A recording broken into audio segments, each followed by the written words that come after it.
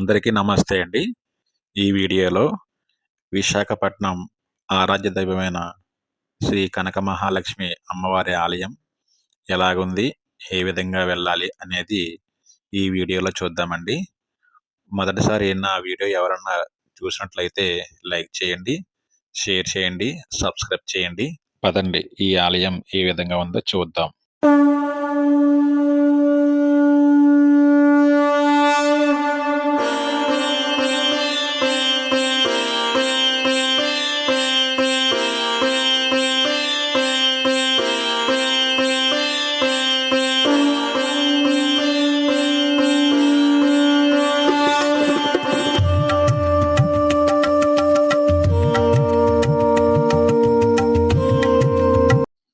ఈ కనక మహాలక్ష్మి అమ్మవారి ఆలయం ఎక్కడ ఉందంటే విశాఖపట్నం హార్బర్కి దగ్గరలో బుర్జిపేటలో ఉందండి ఈ అమ్మవారి ఆలయం. ఇక్కడ అమ్మవారు స్వయంభుగా ఒక బావిలో వెలిశారంటండి. అలాగే ఇక్కడ అమ్మవారికి ప్రతి సంవత్సరం మార్గశిర మాసంలో మార్గశిర మహోత్సవాలు జరుపుతారండి. మేము వెళ్ళిన రోజు అయితే భక్తులు చాలా పెద్ద సంఖ్యలో రావడం జరిగిందండి. ఇక్కడ అమ్మవారిని దర్శించుకోవడానికి ఏ విధంగా వెళ్ళాలో చూద్దామండి. 1 ఉచిత దర్శనం, 2 రూ. 100 దర్శనం, అదేవిధంగా రూ. 200 దర్శనం. ఇప్పుడు కొత్తగా రూ. 500 దర్శనం ఏర్పాటు చేశారండి. ఇక్కడ అమ్మవారికి స్వయంగా మన చేతులతోనే అభిషేకం చేసుకునేలా ఏర్పాటు కూడా చేశారండి. చూసారా ఎంతమంది భక్తులు వచ్చారో. ఇక్కడ అమ్మవారు స్వయంభుగా ఒక బావిలో వెలిశారండి. ఆ బావి కూడా మీకు చూపిస్తాను. ఇప్పుడు మీకు కనిపిస్తుంది కదండి, ఆ బావిలోనే అమ్మవారు స్వయంభుగా వెలిశారంటండి మార్గశిర మాసం రోజున. అందుకే ఈ మార్గశిర మాసంలో అమ్మవారికి ప్రత్యేకమైన పూజలు చేయడం జరుగుతుందండి.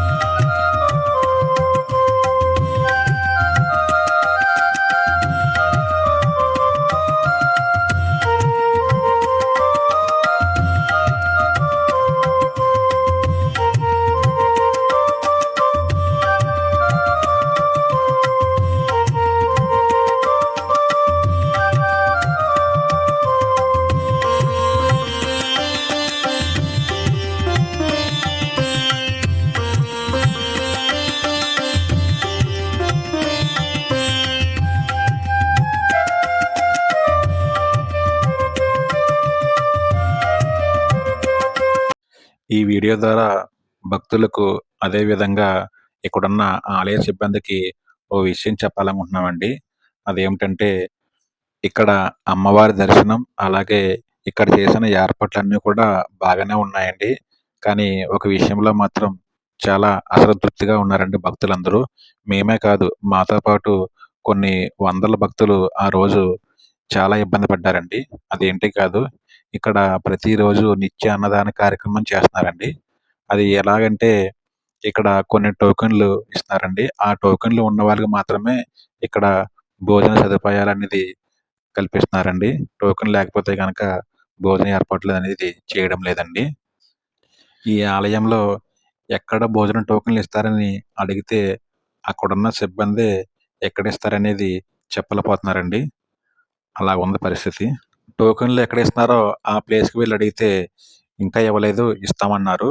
మళ్ళీ జస్ట్ ఒక 2, 3 నిమిషాలకి వెళ్లి మళ్ళీ అడిగితే, ఇచ్చేసాం, అయిపోయినాయి అంటున్నారండి. అదేంటి సార్, ఇప్పుడే కదా వచ్చి మేము అడిగాం, మళ్ళీ అయిపోయినాయి అంటున్నారు టోకెన్స్ అని గట్టిగా అడిగితే, మాకేం తెలీదు సార్, లోపలికెళ్ళి ఈఓ కంప్లెయింట్ ఇచ్చుకోండి కావద్దని అని చాలా నెగ్లెక్ట్‌గా మాట్లాడుతున్నారండి. ఇలా ఉంటదండి మన ఆలయ వ్యవస్థలు. ఎండోమెంట్ డిపార్ట్మెంట్‌లో ఉంటే, అక్కడ ఉండే అధికారులకు గుడికి వచ్చే భక్తులంటే కొంచెమన్నా సరే వాళ్ళకి గౌరవం అయితే ఉండదండి. ఇది నేను గమనించాను. మిగతా రోజులు కాకపోయినా ఈ మార్గశిర మాసంలో వచ్చే భక్తులందరికి కూడా టోకెన్ లేకుండా భోజన సదుపాయాలు కల్పిస్తే గనక అది చాలామంది భక్తులు సంతోషపడతారండి. ఇది నా అభిప్రాయం అండి. ఎందుకంటే అక్కడ నేను దగ్గరుండి ఇదంతా కూడా గమనించానండి. అందువల్ల నేను ఇది చెప్పగలిగాను.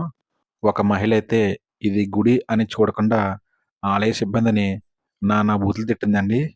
ఎందువల్ల తిట్టిందంటే, ఆ ఆలయ సిబ్బంది ఆవిడతో మాట్లాడే విధానం బట్టే ఆవిడ అలాగా తిట్టడం జరిగిందండి. ఆవిడని భోజన టోకెన్‌ల కోసం అక్కడికి, ఇక్కడికి అని నానా రకాలుగా తిప్పించారండి. చివరికి లాస్ట్‌కొచ్చిందాకుండి "టోకెన్ లేవు, ఎళ్ళిపో" అన్నారండి. ఆవిడ దానికి కోప్పడి అలా తిట్టడం జరిగింది. ఆవిడ ఏం తిట్టింది అనేది ఒక చిన్న వీడియో క్లిప్ నేను పెడతానండి. అంటే పూర్తిగా తీయలేదు వీడియో. చిన్న ముక్క మాత్రమే తీశాను. అది మీకు పెడతాను. జస్ట్ చూడండి. పిల్లలు, ఇప్పుడు మీరు చూస్తున్నది ప్రసాదం కౌంటర్ అండి.